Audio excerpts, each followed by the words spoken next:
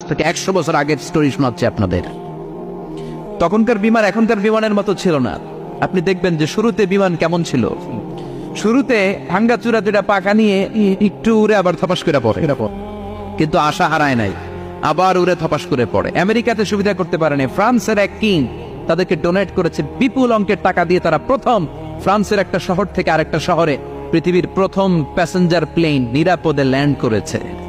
মানুষের উড়ার স্বপ্ন সফল হতে শুরু করলো।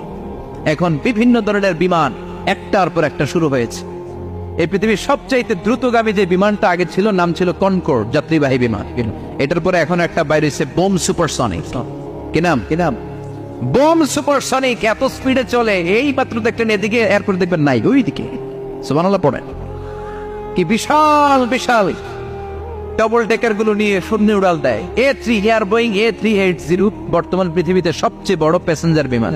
কার্গো বিমান তো এগুলোর 7-8 ডবল বড় হয়। I'm talking about the passenger plane A380 525 জন যাত্রী নিয়ে এটা শূন্য উড়াল দেয়।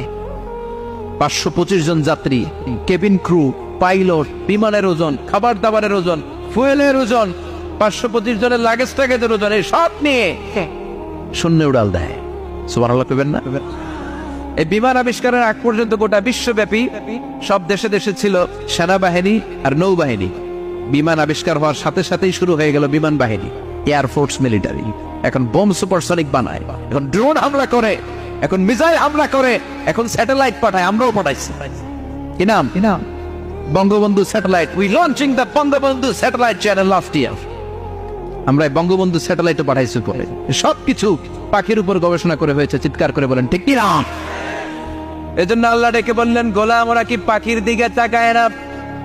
পাখির দিকে যদি নজর করে একটিবার সবগুলো আল্লাহর ওলি যদি একটা গ্লাসের পানিতে ফু দেয়, আর আপনার মা যদি আপনার মাথার মধ্যে হাত বুলিয়ে দেয়, আপনার মা যদি আপনার বুকে একটা ফু দিয়ে দেয়, সব বিষয় একদিকে, মায়ের দোয়া আর একদিকে। মায়ের দোয়া